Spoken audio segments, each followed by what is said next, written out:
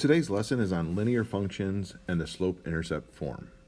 If you remember the last section, we started our journey on functions with the most basic function, which is the direct variation function, which is basically a line that goes through the origin. Y equals kx, but you could also write it y equals mx, and it'd be the same thing. So we're going to expand more on lines in this section. And it's back again, the slope formula. The change in y over the change in x. Rise over run. y2 minus y1 over x2 minus x1. Yes, you've seen it for the last 3 years, and unfortunately you'll see it this year and next year, and probably if you get into calculus. So let's try and learn it this year, so next year it becomes so easy it will impress our pre-calculus teacher with all our knowledge. If you remember, y2 minus y1 are obviously your y values, and x2 minus x1 are your two x values from the 2 points that you have. It does not matter what y you put first, but as soon as you put the y point number into the formula, all the other 3 numbers are locked. These 2 numbers have got to come from the same parentheses. So whatever y you put in the top there, the x from the same parentheses better be underneath it, and same for over here after the minus sign. That's the big important part of this. Go ahead and pause the video right now and do these 3 problems. So on this first one, it doesn't matter if you choose 7 to be your first number on the numerator or the 4 to be the first number in the numerator, as long as the numbers below it come from the same parentheses. I chose the 4 to be first, which means the -2 better be underneath it, and then the 7 is second, and the -3 is underneath that, and obviously with minus signs, and you get -3 over 1. If you flip the order, you would have got a +3 on the top and a -1 on the bottom, which is both -3. In this second one, we get a 0 in the numerator. I want you to stop and think about this. I want you to not just memorize, oh, if there's a 0 in the top, this is the answer, or if there's a 0 in the denominator, this is the answer. I want you to actually think about what division is asking you. And it's really asking you this question: what number times my denominator will give you my numerator? So if you think about it this way, what number times -7 will give you 0? And hopefully you know that that would be 0. When you can answer the question, you have the answer. This next one gives us a 0 in the denominator. You'd be surprised how many people tell me that this answer is 0, or even worse, I have people tell me that this answer is 4, and then I ask them, well, if 4 over 0 is 4, what's 4 over 1? And they'll say 4, and they can't be both. But answer the question: what number times 0 will give you 4? And hopefully you know that there isn't an answer. I cannot define an answer, so we call this undefined. Here I have the 4 possibilities for slopes. There are no other possibilities for a linear equation. So what I want you to kind of think of yourself being is way over here at -infinity on the x-axis. We read graphs left to right just like we read a book. So if I'm over here, way in the negative x values, I'd be way down here for my y value. So I'm on the line. And as I'm walking in the positive direction, my y value is going up, which is the positive direction, and positive over positive gives me a positive slope. On the next one, you're way over here at -infinity on the x, but you're way up here on the y value. As you walk across, you're going down or in a negative direction, so you get negative over positive because you're y over x. That's why we get negative slope. And then the same for the 0 slope and the undefined slope. Think about the undefined slope. If you're standing right here on the line, you cannot change position of your x, or you fall off and you go down here and you fall into -infinity, and nobody wants to fall to -infinity. That's just terrible. So over the next couple lessons, you're going to be asked to create an equation for a line a lot. And the 2 main things that you need, especially in the slope-intercept form, is obviously the slope and the y-intercept. Now, this question here is very basic. It is much more like a pre-algebra question. You won't get this kind of question in Algebra 2 hardly ever. So I give you the m, so you put that where the m goes in y equals mx plus b. And if you ever get a point where your x is 0, this second number is the y-intercept.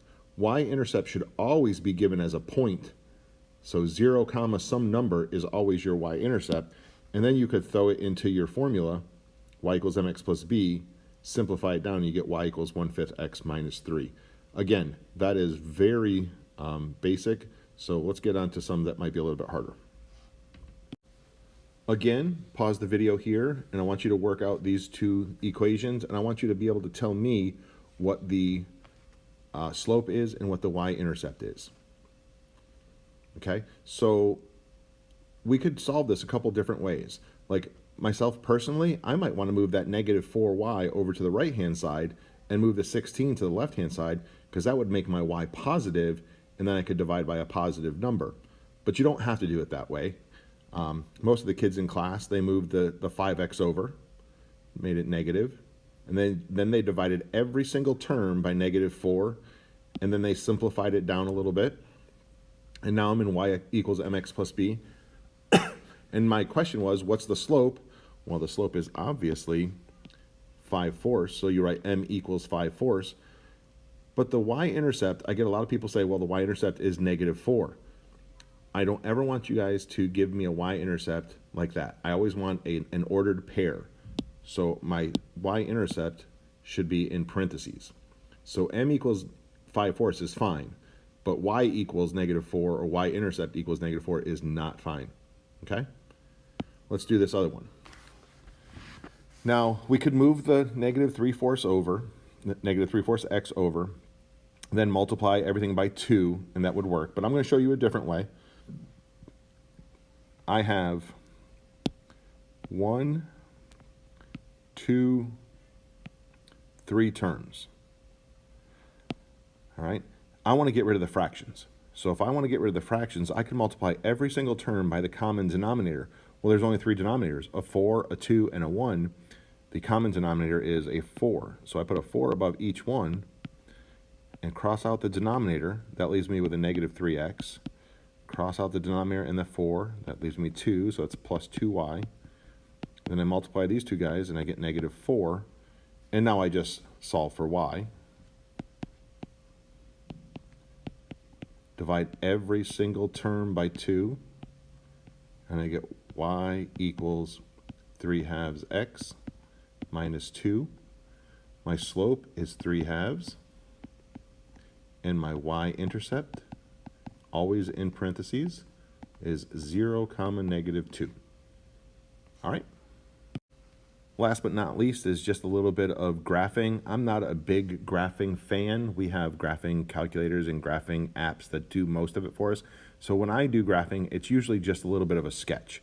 So I just draw my x and y axis. And I don't even put the little hash marks on there. I don't really care that much. Back when you first started graphing, I'm sure that a teacher gave you this. You didn't even know about x's and slopes and y-intercepts yet, and they made you do a t-chart. They didn't even call it input and output. They just said, hey, pick some numbers for x, figure out what y would be, yada, yada, yada. Luckily, we don't have to do that anymore. We only need 2 points to make a line. Well, when I put it into y equals mx plus b, this will get me my 2 points. This b, or the y-intercept, I want you to think of it as the beginning point. It's where we're starting, where we're beginning. Starts with a b, is a b. And this m, which is our slope, that tells us how to move. Rise over run, right? So if I can get it in that order, I can get my 2 points and we're good to go. So let's go ahead and get this one in y equals mx plus b. All I have to do is move the negative 2x over by making it a positive 2x. And here's my y-intercept, 0 comma 1. So I don't know, it looks like right there. Here's my movement, rise over run, that would be 2 over 1. So I can go up 2 over 1, and you don't need those hash marks. Or I could go down 2 and left 1, as long as my 2 directions will make the right sign for the slope, we're good. And then we do this. And if you notice, that was a terrible line. I'll show you how I fixed that in class. And it looks like I hit my points perfect. And there we go. We have graphed a line.